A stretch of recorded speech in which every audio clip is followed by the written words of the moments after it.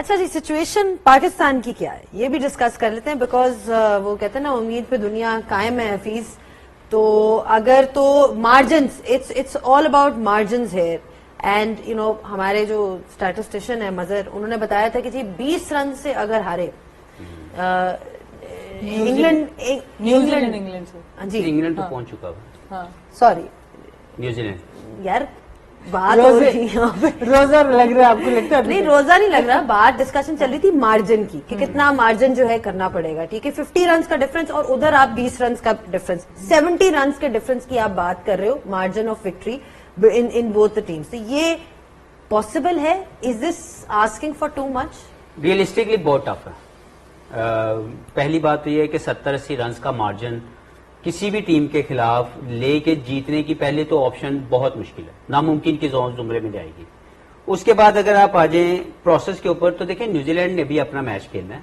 They look like a complete team, اور مجھے نہیں لگتا کہ یہ نیوزی لینڈ کی یہ والی ٹیم انگلینڈ سے ہارے گی ذاتی طور پر کرکٹنگ پوائنٹ آف ویو سے. لیکن ایک ابھی بھی سوچ ہمارے دلوں میں موجود ہے، being a Pakistani, being a Patriot Pakistani, کیونکہ ہم تو یہی چاہتے ہیں کہ پاکستان اوپر جائے. لیکن جو ان کے ابھی تک کے کھیلنے کا جو طریقہ کار ہے پاکستان کا، وہ ہمیں نہیں بہتر لگا ایز اے کرکٹ اینالسٹ. ہم سب نے یہ بات کی کیونکہ جو پلاننگز کی گئی تھی وہ کہیں پہ بھی کام نہیں آئی، یا اس کا کچھ سمجھ نہیں آ سکی، نہ ہم سب کو نہ ہی پوری دنیا کے کرٹکس کو.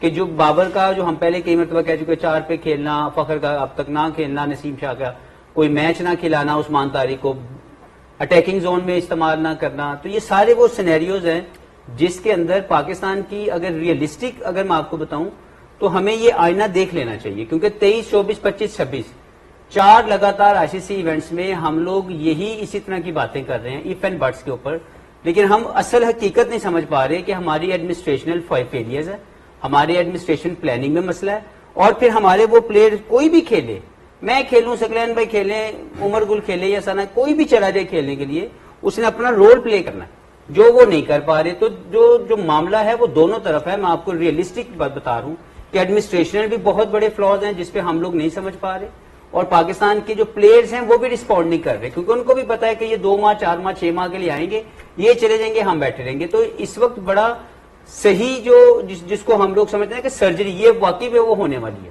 نہیں ہوگی تو ہم مسائل میں مزید جاتے جائیں گے اور اس کو باہر نکلنا بڑا مشکل ہو جائے گا. تو یہ جو ریئلسٹک اگر آپ یہ جو آپ نے پوائنٹ ٹیبل بتائے ہیں، جو پوائنٹ ٹیبل بتائے ہیں، وہاں سے پاکستان کا چانس مجھے تو نظر نہیں آ رہا. باقی سکلین بھائی سے پوچھنے اگر وہ قدرت کا نظام چاہیے کیا کیا چیزیں انوالو ہوتی ہیں سنا؟ دیکھیے آپ کو ہولسٹک پوائنٹ آف ویو سے دیکھنا ہے. نہ صرف آپ پلیئرز کو غلط کہہ سکتے ہیں، نہ صرف آپ ایڈمنسٹریشن کو غلط کہہ سکتے ہیں، نہ آپ صرف اسٹرکچر کو غلط. سب سے پہلی بات ہے ہمارا ڈومیسٹک اسٹرکچر ہی کنسسٹنٹ نہیں ہے. کبھی ہم ڈپارٹمنٹس لے آتے ہیں، کبھی نکال دیتے ہیں، کبھی ہم ایسوسیشن لے آتے ہیں، کبھی وہ نکال دیتے ہیں، کبھی T20 کا ایک ٹورنامنٹ ہوتا ہے، کبھی 2 ہو جاتے ہیں. ون ڈے ورلڈ کپ کھیلنے جا رہے ہوتے ہیں، اس سے پہلے T20 کھیل رہے ہوتے ہیں، T20 کھیلنے جا رہے ہوتے ہیں، اس سے پہلے ون ڈے ڈومیسٹک ٹورنامنٹ ہو رہا ہوتا ہے. یہ سب چیزوں کو بھی آپ کو ٹھیک کرنا ہے. اس کے علاوہ آپ نے جو پلیئرز ڈیولپ کرنے، ڈیولپمنٹ میں ہم لوگ بہت ہلکے ہیں. ہم ایکسائٹیڈ ہوتے ہیں 2-4 پرفارمنسز دیکھ کے، کسی کی PSL میں، کسی کی کسی اور جگہ پر 2-4 پرفارمنسز دیکھ کے ہم ایکسائٹیڈ ہو جاتے ہیں. اس پلیئر کو ہم فاسٹ ٹریک کر کے لے آتے ہیں نیشنل ٹیم میں، 1-2 فیلئرز پہ اس کو ہم باہر کر دیتے ہیں. ہم اگین بات کر رہے ہیں، آج ہم نیوزی لینڈ کی بات فار ایگزامپل کرتے ہیں، ڈیسیجن میکنگ کی ہم بات کرتے ہیں. آج انہوں نے جمی نیشم کو بٹھایا جو کہ بڑے زبردست آل راؤنڈر ہے، ان کو 7ویں 8ویں نمبر پہ وہ یوز کرتے ہیں. تو وہ کیا ہے، جو 3 سے 4 اوور کر سکیں اور 7 ایکسپلوسو بیٹنگ کر سکیں تاکہ ایک فنش اچھا ہو. تو ان کے لیے جو لائک ٹو لائک ریپلیسمنٹ ہے، خالی سیمرز میں نہیں، اسپنرز پہ بھی 7ویں 8ویں نمبر کا وہی سٹینڈرڈ ہے جو حفیظ بھائی شروع سے بہت بات کرتے ہیں کہ آپ کے ہر نمبر کا ایک سٹینڈرڈ ہونا چاہیے. تو 7ویں 8ویں نمبر کی آل راؤنڈر کا سٹینڈرڈ یہ ہے کہ اس کے پاس ایکسپلوسو ایبلٹی ہونی چاہیے بیٹنگ کی. تو ان کی باقی ٹیم کو ان کو چینج نہیں کرنا پڑا. ہم لوگ اس طرح کی لائک ٹو لائک ریپلیسمنٹ ایک تو ہمارے پاس نہیں، ہم 3-4 کو ساتھ کھلائیں گے تو ہماری بیٹنگ لمبی ہوگی، ورنہ ہم 1-2 پہ ایسے ریلائی نہیں کر سکتے. ایک چیز یہ.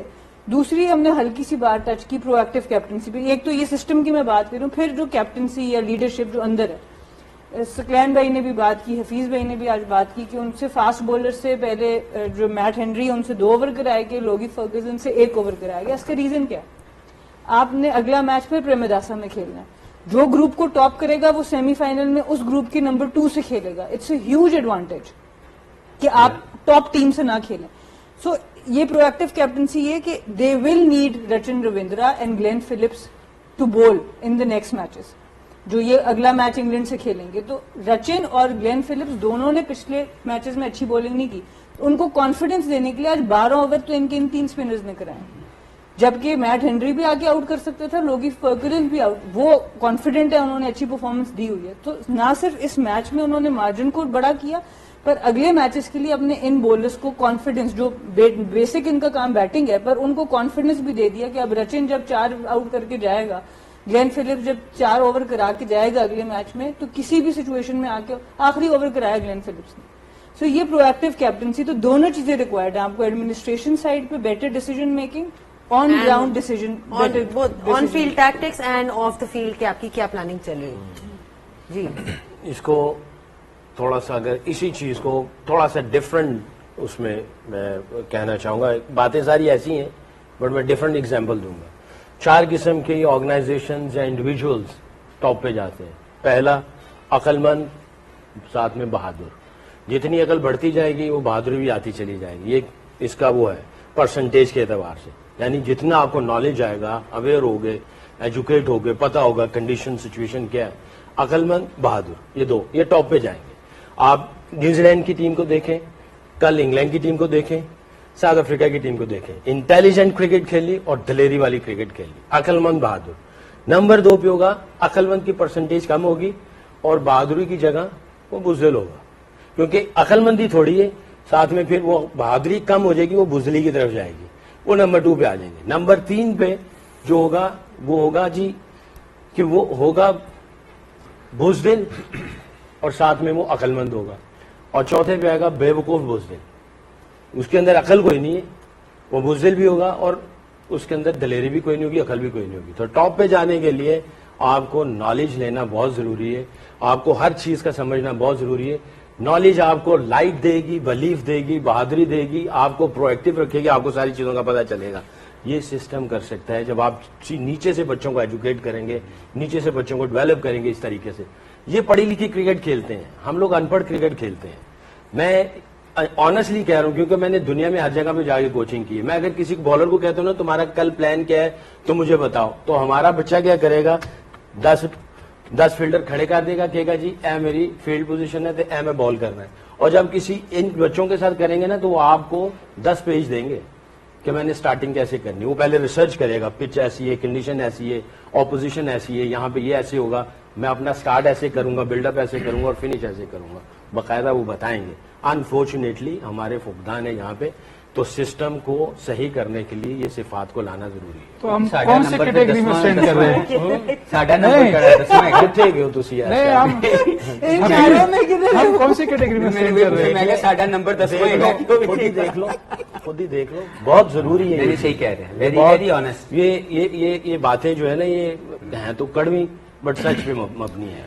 جو اچھا کھیلے گا آپ کو اس کے اندر سے انٹیلیجنس بھی نظر آئے گا, دلیری اور بہادری بھی نظر آئے گی. اور جو نیچے نیچے آئیں گا وہ آپ کو بیوقوف اور بزدل نظر آئیں گے. You can't underestimate the importance of cricketing intelligence in the sport. دیکھیے میں تو یہ 260 ملین لوگ جو ہے نا ان کے لیے ریپرزینٹیشن کے لیے بیٹھا ہوں یہاں پہ. آپ سب نے جو بات کی میں نے غور سے سنی, and you guys have been playing cricket. آپ ڈیپتھ جانتے ہیں, سسٹم جانتے ہیں, فرسٹ کلاس جانتے ہیں کس طرح ہونا چاہیے.